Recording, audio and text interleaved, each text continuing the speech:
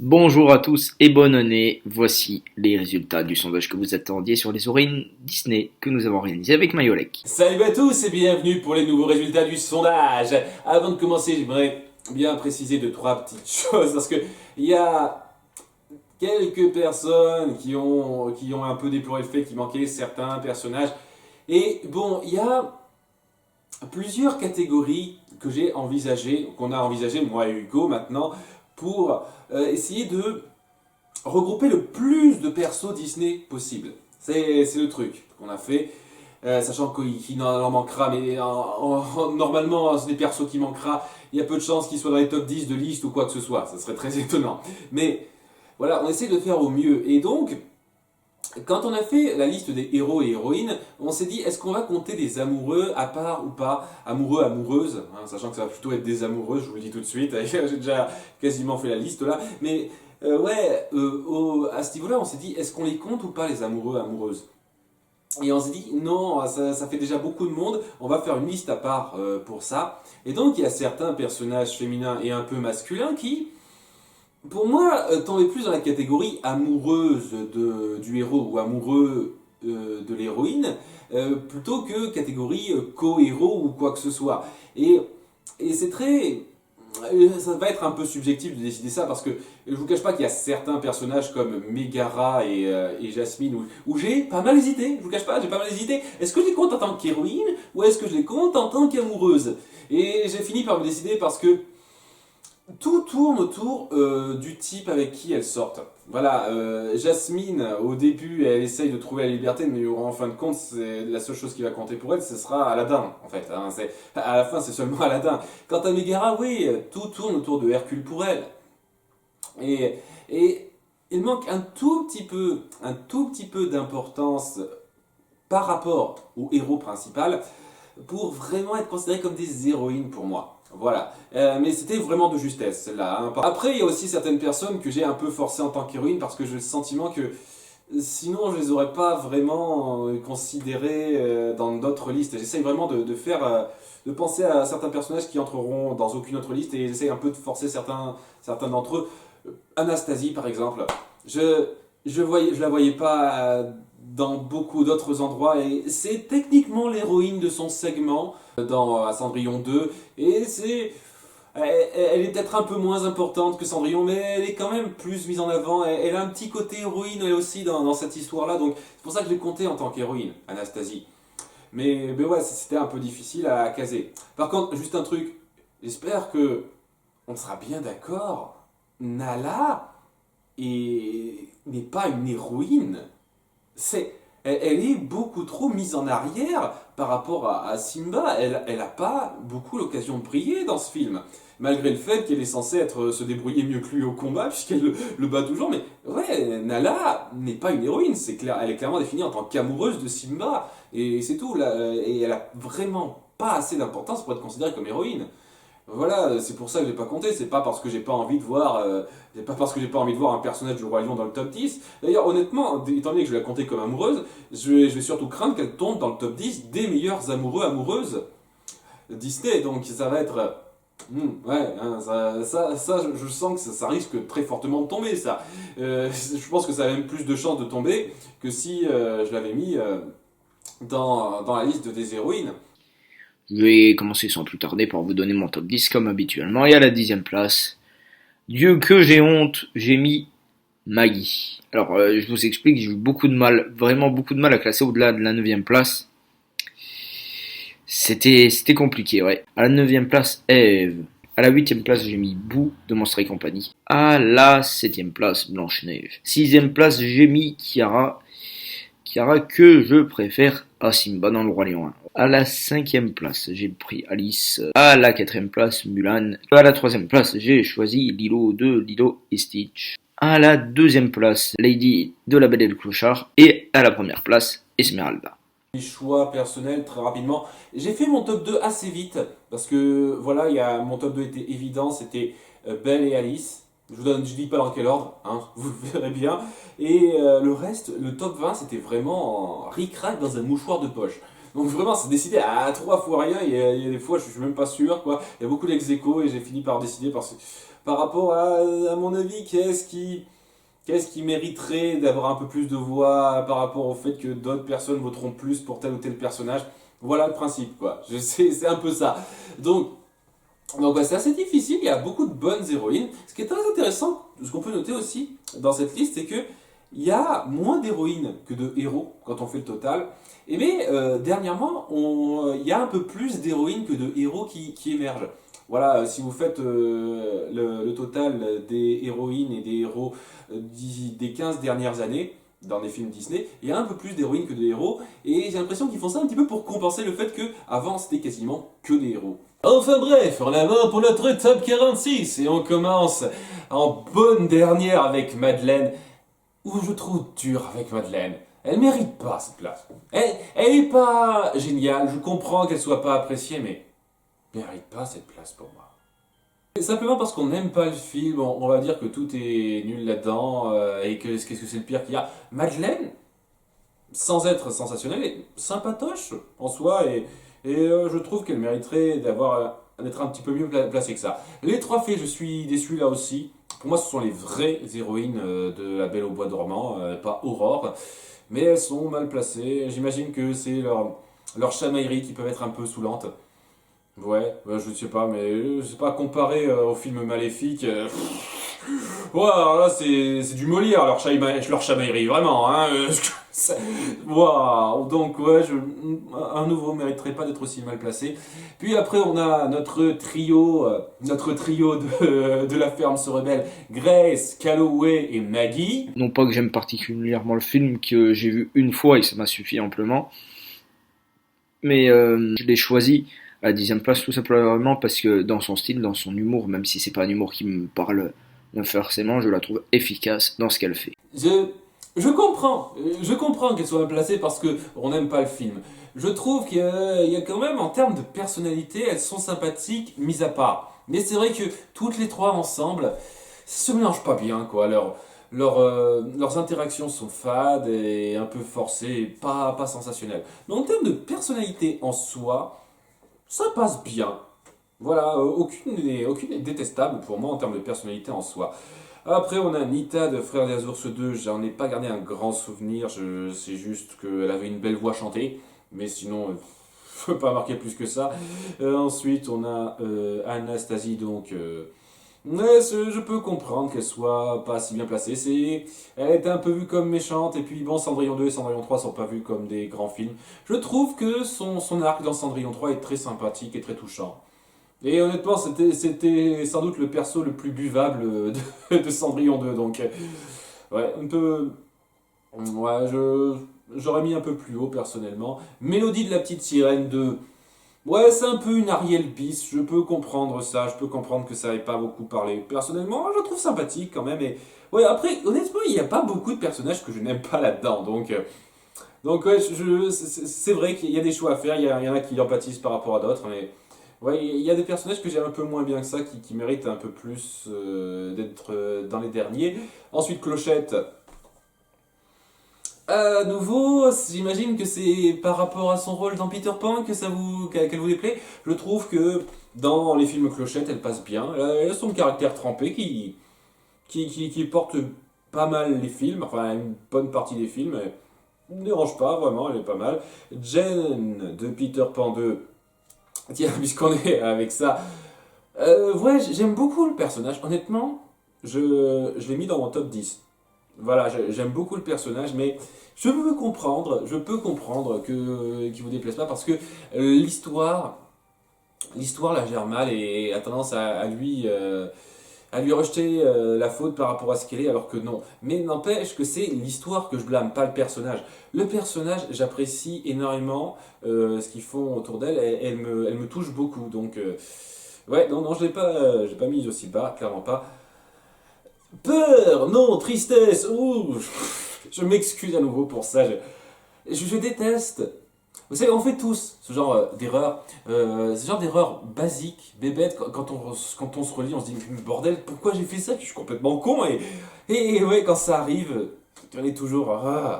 Et ça m'embête de faire ça quand c'est pour un truc aussi direct comme ça, quoi. Donc je m'excuse à nouveau.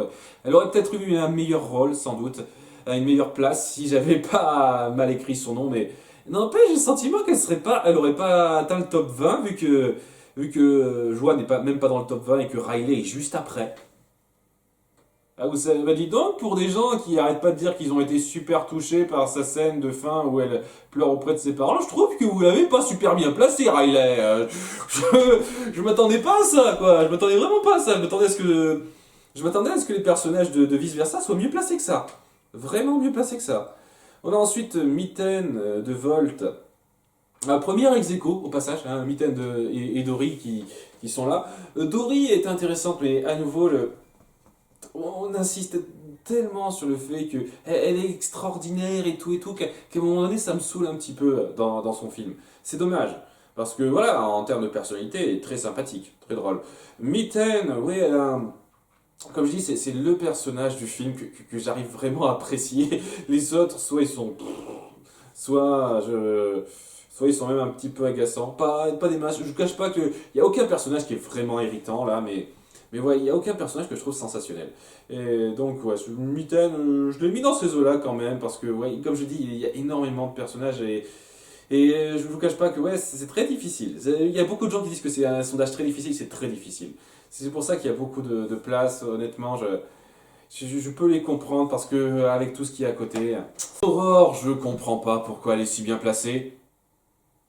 Mais ouais, j'ai vu quelques commentaires qui disent que c'est un personnage très intéressant parce que c'est original pour elle d'être une princesse qui doit accepter ses devoirs sans rien dire et qui en paye silencieusement les conséquences. Intéressant, mais c'est pas développé. C'est vraiment pas développé, on passe beaucoup trop peu de temps sur elle. Je l'ai compté en tant qu'héroïne parce que techniquement, elle est dans le titre, La Belle au Bois dormant, c'est censé être centré sur elle. L'histoire est centrée sur elle, mais elle est tellement peu présente, elle fait tellement, c'est tellement tapisserie par rapport à d'autres personnages que non, pour moi, je ne peux pas considérer ça comme un bon personnage, quoi. Elle est passable sans plus, quoi. C'est parce qu'elle n'est pas développée. Bouh! Monstres et compagnie est un film que, dans le scénario, je sais pas, ne me botte pas trop, mais je trouve que les personnages sont tous excellents dans ce film. Boo aussi. Alors elle a c'est la petite fille mignonne par excellence, hein. C'est le rôle d'enfant qui est bien exécuté, franchement, rien à dire là-dessus. Elle nous fait ressentir une palette d'émotions, la relation qu'elle a avec celui qu'elle considère presque comme un ours en peluche, c'est très émouvant, voilà. Et ouais, non, franchement, je pense que la relation Beau-Sully, c'est ce qui cimente le film, et ça le cimente parfaitement. À nouveau, c'est un personnage que j'ai compté là-dedans parce que je l'aurais pas compté dans une autre liste, quoi. Mais disons que c'est plutôt le personnage que la motivation de Sully. Et en ça, elle est pas mal, quoi. Elle a son petit caractère typique de jeune fille et c'est surtout le lien qu'elle crée avec Sully qui marche. Mais ouais, honnêtement, je l'ai mis dans ces eaux-là moi aussi parce que, ouais, après, en dehors de ça, même si c'est très joli, c'est juste une petite fille lambda en termes de personnalité. Perdita, j'aime bien le fait qu'elle soit prête à tout pour ses enfants. Après, je trouve qu'on met un petit peu plus en avant Pongo, c'est pour ça que je lui préfère légèrement Pongo. Mais n'empêche que, ouais, dans ces jeux-là que j'ai mis moi aussi, Duchesse, ouais, elle a quelques moments sympathiques. Disons que, ouais, ça fait, avec Thomas O'Malley, c'est vraiment les personnages les mieux réussis du film. N'empêche qu'elle a ce côté un petit peu aristocrate. Mais que c'est cocasse ces gens qui jouent du jazz! C'est.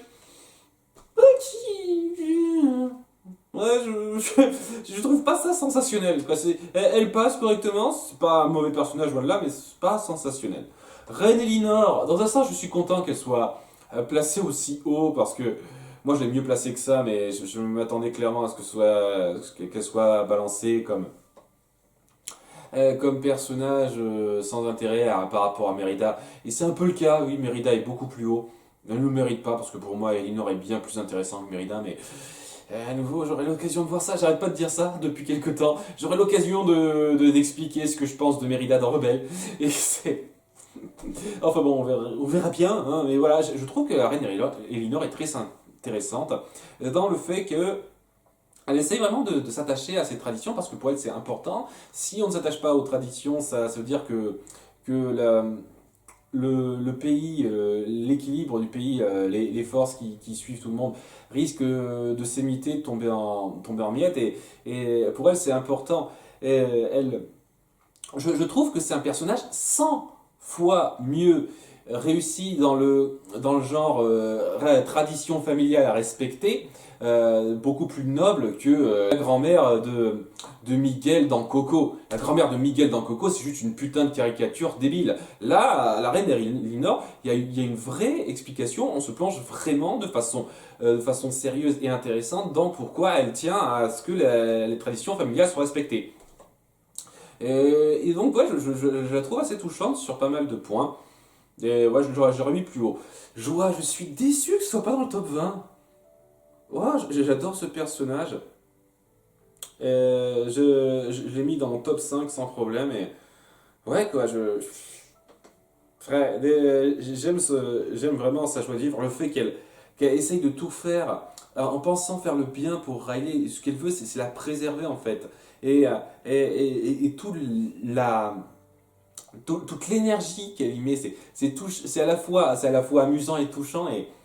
Et quand elle se rend compte que sa voix n'est pas la bonne, ça aussi c'est vachement poignant.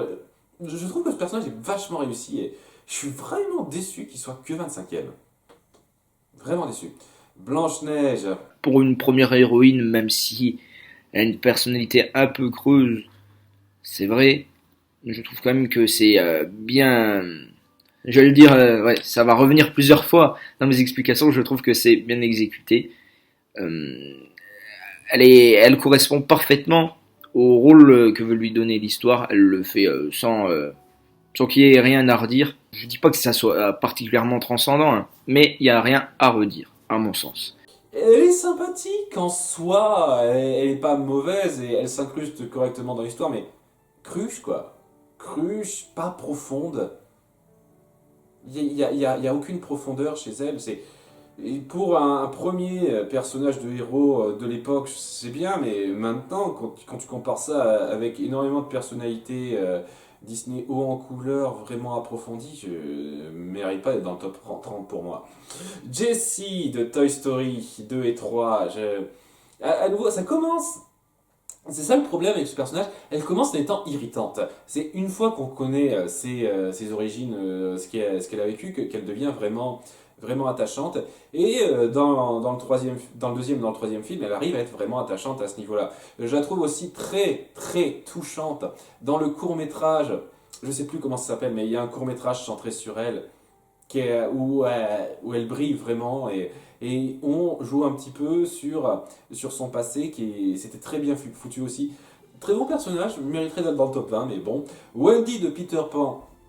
Je m'attendais presque qu'il soit moins bien placé que ça parce qu'il y a des gens qui disent qu'elle est un peu trop cruchasse, qu'elle se laisse un peu trop faire. Moi je trouve, j'ai mis un peu dans ces eaux-là aussi que pour une fille de son époque avec les préjugés, les états d'esprit du moment, elle gère bien une bonne partie des choses qui lui arrivent. Après, elle a certains moments où elle est juste passive, elle fait qu'observer, c'est un peu dommage, mais n'empêche qu'il y a beaucoup de moments où je la trouve très, très, très intéressante dans sa pluralité très à elle, sa façon de décrire les choses, d'envisager les choses, et sa façon aussi de se rendre compte que c'est important de grandir et d'avoir une personne pour veiller sur nous. Bah, je trouve que c'est très bon arc de personnage à ce niveau-là. Donc ouais, très touchante. Je l'ai mis dans ces eaux-là parce qu'à nouveau, énormément de bons personnages, c'est très difficile de les départager, mais ouais, c'est très, très bon personnage pour moi. Lady.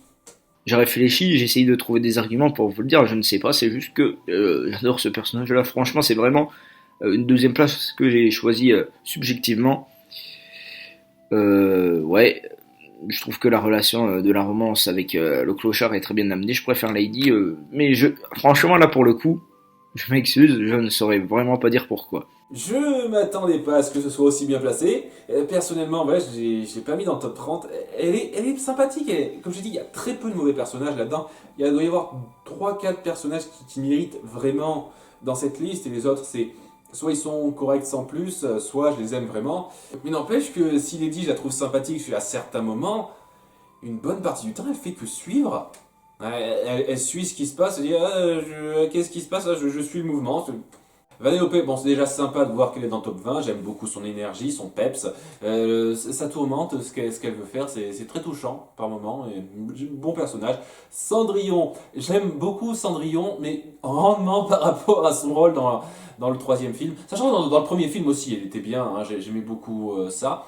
C'est la princesse Disney l'a mieux vue et elle le mérite amplement parce que elle a une vraie personnalité. Même dans le premier film, il y a une personnalité qui va un peu au-delà de ah je suis précieuse. Bon, j'exagère un petit peu. Blanche-Neige et Aurore sont pas seulement comme ça. Mais c'est la seule chose qui en sort chez Blanche-Neige et Cendrillon. Chez Blanche-Neige et Aurore, pardon. Cendrillon, il y a un vrai quelque chose, il y a une vraie petite profondeur par rapport à ce qu'elle a vraiment vécu qui est appuyée dans le premier film mais aussi dans le troisième qui fait que je ressens vraiment quelque chose pour elle, une vraie attache envers elle, contrairement à Blanche-Neige et Aurore qui sont belles, elles ont leur petite personnalité, mais voilà, c'est pas rien de sensationnel pour moi. Hélène part. J'adore le personnage. J'en ai pas parlé, ouais, je crois que j'ai sauté Violette. Oui, Violette est bien au-dessus. Je comprends, Violette est un petit peu un stéréotype de l'ado. Et c'est normal qu'elle soit pas aussi bien vue qu'Hélène Parr. Hélène Parr, c'est un personnage de maman concernée qui marche très bien. Elle a un côté très réaliste dans sa façon dont elle se soucie de ses enfants, etc. Et couplé avec ses super pouvoirs et ces espèces de responsabilités qui lui tombent sur la gueule et tout, je la trouve très prenante, très réussie comme personnage. Eve de Wally. Ou Eve du film Wall-E, un film avec beaucoup d'émotions. Et je trouve que dans le rôle de l'amoureuse de Wally, elle est parfaite. Alors, c'est Mayo qui l'a mis dans la liste des héroïnes. Moi, je l'aurais plutôt mis dans la liste des amoureuses des amoureux amoureux qu'on va faire dans pas longtemps. Parce que je ne trouve pas que ça soit particulièrement un personnage principal, mais dans son rôle, elle est vraiment primordiale. Et puis elle le fait vraiment à la perfection. Je m'attendais tellement à ce qu'il soit mieux placé que ça, au moins dans le top 15. Mais vraiment, je la trouve très intéressante. Toute sa quête pour essayer de redorer un petit peu, de retrouver de la vie sur Terre, et donc les épreuves qui lui font face, et la façon dont Wally va s'incruster là-dedans et l'aider, bah, je trouve que d'un côté ça montre un petit peu sa détermination à elle, et la façon dont elle s'amourache de Wally. Je trouve qu'elle est un petit peu plus qu'un personnage secondaire d'amoureuse, parce que justement il n'y a pas que Wally au départ, elle est intéressée par autre chose, c'est-à-dire la quête de faire, de rapporter de la vie sur Terre, de rapporter qu'il y a la vie sur Terre. C'est ça qu'il apporte en plus de son amour pour Wally. C'est pour ça que je trouve que qu'elle est un peu plus, qu'elle est un tout petit peu plus qu'une amoureuse, même si que je comprends qu'on puisse la considérer comme une amoureuse. Comme je l'ai dit, il y a des moments, j'ai vachement hésité. Hein. C'est de l'interprétation personnelle, je comprendrais que vous voyez ça juste comme une amoureuse. Mais ouais, c'était un très bon personnage, je m'attendais vraiment à ce qu'il soit mieux placé que ça. Tiana, très bon personnage aussi qui porte bien le film. Et c'est vraiment dommage qu'on crée un mauvais message autour d'elle. Je suis tellement penché là-dessus. J'ai déjà dit tout le bien ce que je pensais de Tiana dans mon top retour, donc je vais pas aller plus loin. Pocahontas, m'attendais aussi à ce qu'il soit un peu mieux placé. Mais honnêtement, moi, je l'ai placé un petit peu plus haut, personnellement, un petit peu plus bas dans le classement en fait, parce que voilà, il y a un côté un petit peu protégeant la nature, très hippie dans certains de ses propos qui n'a pas beaucoup de subtilité pour moi. C'est le gros problème de cette histoire. Le côté à la nature te parle, la nature me parle, la loutre et le héron sont mes amis. Waouh! C'est trop nunuche. C'est trop nunuche pour moi. C'est le truc qui l'empêche d'être vraiment Je crois que j'ai mis 21 ou 22e, je sais plus exactement, mais ouais, c'est un peu dommageable pour elle parce que son besoin de liberté, le fait qu'elle est prête à aller loin pour empêcher une guerre, la façon dont ça se conclut, sa romance avec John Smith à la fin du premier film, c'était très joli. Et ouais, c'est un peu dommage qu'on ait fait cette espèce de petite parenthèse sur le fait que respectons la nature, je suis en phase avec la nature, tout ça. Judy Hopps, je m'attendais elle aussi à ce qu'elle soit dans le top 10. Et ben non, à ma grande surprise. Alors peut-être que vous êtes comme moi, que c'est comme pour moi, il y a les deux scènes qui me déplaisent fortement autour de Judy Hopps, qui amoindrissent son personnage, c'est-à-dire le fait qu'elle accepte comme ça d'être amie avec un mafieux. Ça la dérange pas une seule seconde. Et tout le passage où elle est censée se sentir super méga coupable de s'être un peu lâchée à la télévision alors qu'elle était sous pression, etc.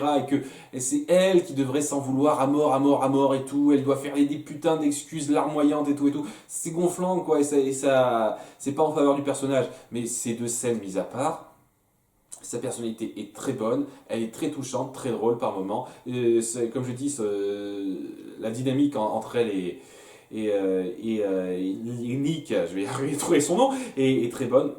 J'aime bien ça, je l'ai mis dans ces eaux-là moi aussi, parce que vous voyez, c'est deux scènes qui posent problème, qui m'énervent un petit peu. Alice, comme je l'ai dit, j'adore ce personnage. Très bon personnage d'enfant, hein, rien à redire.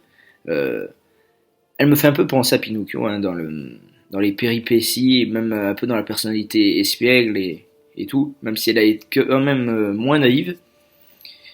Mais oui, c'est un bon personnage central. Elle correspond parfaitement à l'intrigue, un peu comme Blanche-Neige. C'est le personnage d'enfant le plus réussi de Disney, facile pour moi. Parce que sa curiosité, son côté un peu puéril, est tellement bien illustré, tellement amusant sur le principe, et tellement unique en fait. Il y a une vraie originalité dans son infantilité qui passe très bien. Et ouais, le fait qu'elle passe par toutes ces histoires pour en avoir marre de tous ces trucs imaginaires et tout, et qu'elle veuille retrouver le chemin vers chez elle, c'est un bon arc de personnage qui cimente bien le film, malgré le fait que oui, il n'y a pas vraiment de grand récit central. Bianca, waouh! Je m'attendais tellement à ce qu'elle soit pas si bien placée que ça! Wouh! Mais apparemment, il y a énormément de fans de Bianca. Après, ça fait un moment que j'ai pas vu les deux films, je vous cache pas, mais ouais, j'ai souvenir que elle était assez basique sur le principe. Je veux dire, c'est la femme chaleureuse et tout qui s'émerveille des trucs qu'elle voit un petit peu, mais qui n'a pas de grande profondeur, pas de grand passé, pas de personnalité extraordinairement piquante qui a fait en sorte que je me rappelle d'elle. Parce que mine de rien, je ne me suis pas vu ce film depuis un certain temps. Mais la raison pour laquelle je ne me revois pas souvent ce film, c'est justement parce que ces personnages m'ont pas énormément marqué à la base, quoi. Donc ouais, je la trouve pas mauvaise, Bianca. Moi, s'en faut, hein, qu'on soit d'accord, mais ouais, elle mérite pas d'être aussi bien placée, pour moi. Anna de la Reine des Neiges, eh ben ça fera un seul perso de la Reine des Neiges dans le top 10, c'est déjà ça. J'aime bien le personnage d'Anna, je trouve que sa personnalité est très, très touchante. Le fait qu'elle cherche à avoir une vie sociale parce qu'elle a été privée de contact, sachant que à nouveau elle aurait pu parler avec les domestiques, je veux dire, ils existent, hein, t'es pas forcé de pas leur parler. C'est le petit détail là con, vous voyez, du film qui pose problème. C'est très touchant et le fait qu'elle soit prête à faire beaucoup de choses pour sa sœur est très touchant aussi. N'empêche qu'il y a certaines facilités scénaristiques qui sont un peu forcées autour d'elle. Le fait qu'elle parte tout seule à la recherche de sa sœur, par exemple. Et ce qui m'embête le plus là-dedans, c'est le fait qu'on ne prenne pas assez de temps pour mettre en avant, pour développer vraiment sa relation avec sa sœur une fois adulte. Et le fait qu'elle reste complètement ignorante, justement, elle ne sait pas pourquoi sa sœur avait des pouvoirs, elle les lui a cachés durant tout le film. Elle ne l'apprend pas. Alors peut-être qu'elle lui a raconté hors champ après le premier film, comme on le voit dans Once Upon a Time saison 4, peut-être, mais ça n'a clairement pas le même impact que si ça avait été fait dans le film. Dommage. Enfin bref, on passe au top 10 et on commence avec Mérida. Mérite pas cette place et je suis déçu. Je vous cache pas que je suis déçu. C'est ça le personnage féminin Disney, l'héroïne Disney, Pixar, que vous trouvez comme étant la meilleure? Devant Hélène Parr, devant Eve, devant Joie et Tristesse, vous trouvez que Mérida est mieux réussie que ces personnages-là? Fou. Donc ouais, j'ai déjà parlé, j'en reparlerai. Hein, j'ai un gros morceau à balancer sur Mérida quand je ferai la critique de Rebelle. Vivement ce film, parce que, pour que j'ai pas à dire à chaque fois ça. Mais ouais, je mérite pas d'être dixième. Ah bon, c'est votre choix, hein, qu'est-ce que vous voulez que je vous dise? Lilo en neuvième. Mayo l'a critiqué récemment, et je trouve ouais, que le tandem Lilo Stitch fonctionne très très bien. Le binôme est juste parfait. Elle a une personnalité d'enfant originale. Je pense que c'est le personnage d'enfant qui a été le mieux réalisé dans les studios Disney, même en dehors des personnages enfants principaux. Et donc ouais, c'est pour moi un excellent personnage, une bonne personnalité. L'espièglerie à nouveau, on voit qu'il y a quand même des caractéristiques communes qui reviennent chez tous les enfants, chez Disney. Le caractère soit espiègle, soit naïf, soit les deux, ben Lilo c'est un peu les deux. Je me suis tellement étendu sur ce personnage que ça suffit, je pense. Si on la juge vraiment par rapport aux deux premiers films, elle mérite sa place, il n'y a pas de problème. Ensuite, Kiara. Je n'aime pas trop le Roi Lion 2, mais je trouve que Kira est un meilleur personnage d'enfant que Simba. Disons que dans le Roi Lion 1, je trouve que c'est bien exagéré la volonté d'indépendance, et je trouve qu'elle est mieux amenée dans le Roi Lion 2. Vraiment. Après, peut-être aussi que Simba m'énerve dans le Roi Lion 1 après avoir vu le Roi Lion 2 et voir comment il se comporte comme père. Je ne sais pas. Toujours pas revu le Roi Lion 2 depuis un certain temps. Il faudra vraiment que je le fasse un de ces quatre parce que ça commence à devenir un petit peu lassant de faire cette excuse-là. Mais ouais, elle m'avait pas marqué extraordinairement sur le principe à la base. Je l'avais pas détesté, j'ai pas souvenir qu'elle m'ait énervé ou quoi que ce soit. Je trouvais qu'elle était efficace dans mes souvenirs, mais ouais, j'ai un souvenir trop vague d'elle pour vraiment avoir une opinion là-dessus. Elsa, c'est pas étonnant qu'elle soit dans le top 10.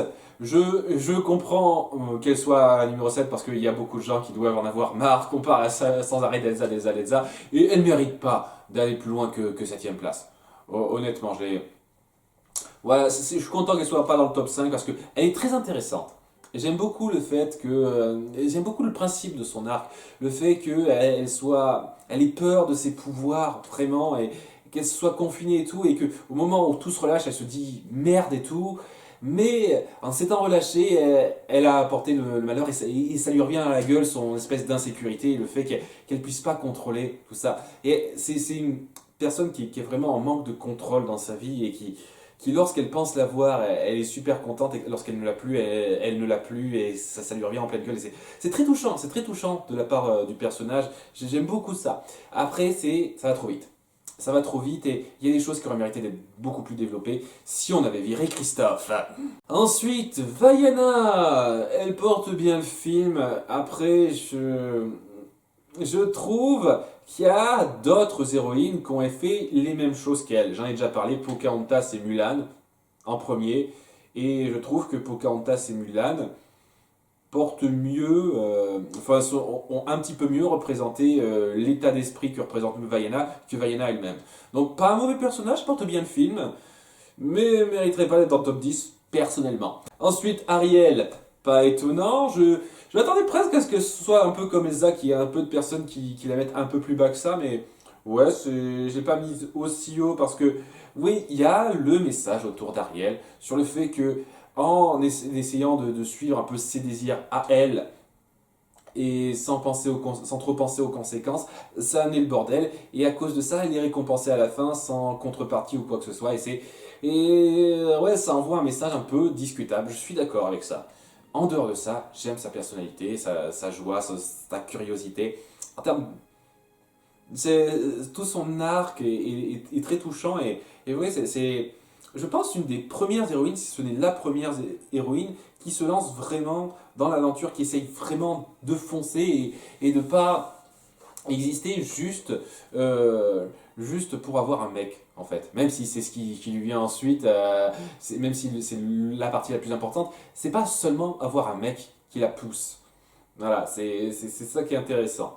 Après, on a Esmeralda. Très bon film, des très bons personnages, et je trouve qu'Esmeralda et avec Frollo, c'est les deux meilleurs personnages du film. Beaucoup mieux en tout cas que Phébus et Quasimodo que j'apprécie pas trop.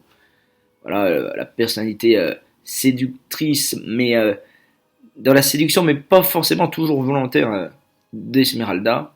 Je trouve ça fort, c'est fort bien amené, c'est des thématiques qui sont difficiles à apporter dans des films familiaux, et Disney le fait avec finesse, avec ce personnage que je trouve juste magistral. Pour moi, il n'y a pas photo, Esmeralda n'est pas une amoureuse parce que voilà, elle est vraiment proactive dans son rôle et elle n'existe pas seulement pour avoir une histoire d'amour dans le film. Elle existe pour représenter son peuple parce que parce que son peuple est opprimé et n'est pas bien considéré par les autres. Il y a un arc très intéressant avec ça. Et, et ouais, étant donné que c'est le personnage central qui attire toutes les convoitises, pour moi c'est un peu l'héroïne principale presque. C'est un peu l'héroïne principale de l'histoire de base, et un peu contre sa volonté. Et je trouve que par rapport à la vision d'Esmeralda dans le livre, c'est une amélioration un petit peu, personnellement. Ensuite, réponse. Pas étonnant. Elle porte bien son film. C'est pas parce que j'aime pas la scène de fin que ça change quoi que ce soit par rapport à sa personnalité, son histoire, etc., etc.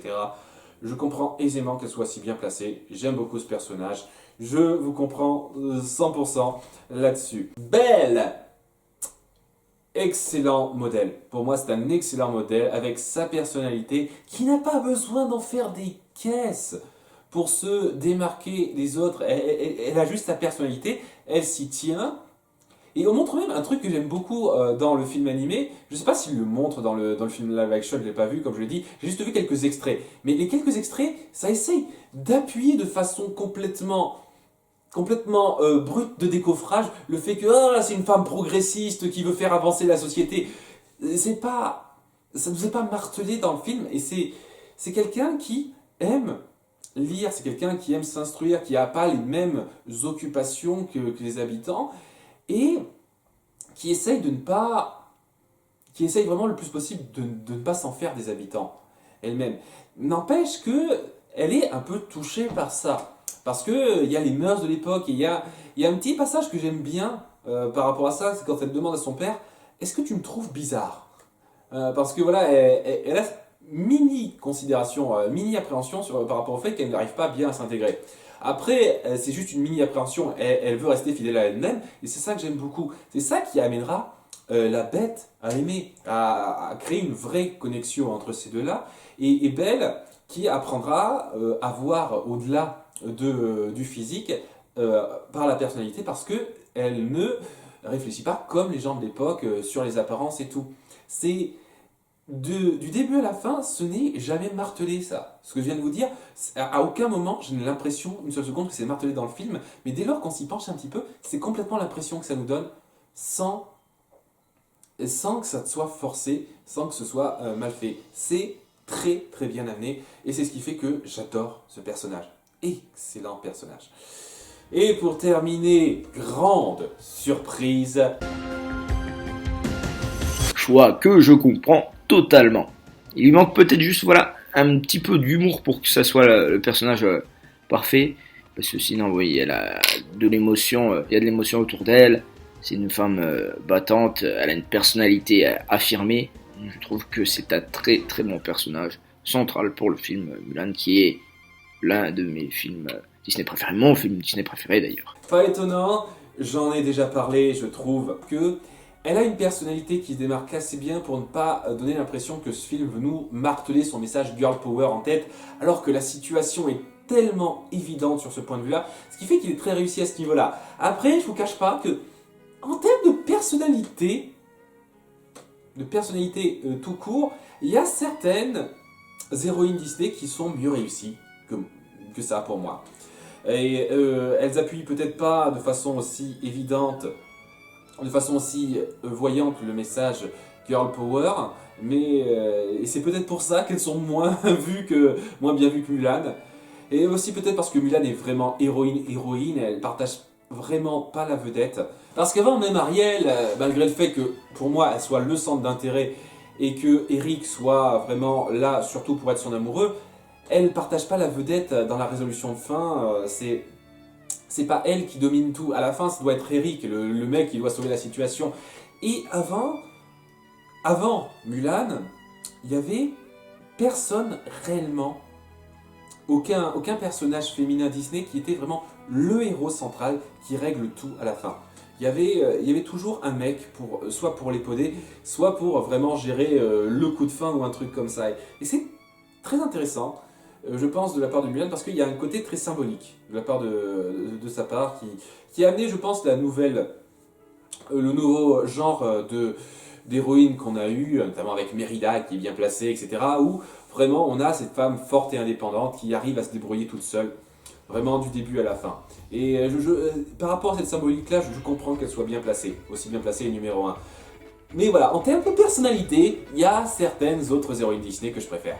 Voilà, qu'est-ce que vous voulez que je vous dise? Mais je comprends aisément cette place numéro 1 et elle ne l'a pas vraiment volée, elle représente beaucoup Mulan.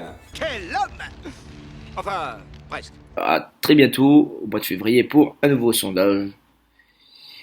D'ici là, portez-vous bien et puis comme je vous l'ai dit, passez une excellente année 2018. Merci à tous ceux qui ont participé à ce sondage. La plus grosse participation qu'on a eue, 427 personnes, c'est ça, la première fois qu'on a dépassé les 400, donc merci énormément. Merci à ceux qui ont suivi. Je vous donne rendez-vous le mois prochain pour le prochain sondage qui sera en lien avec le thème du mois. Je vous laisse deviner de quoi il va s'agir. À très bientôt. Au revoir.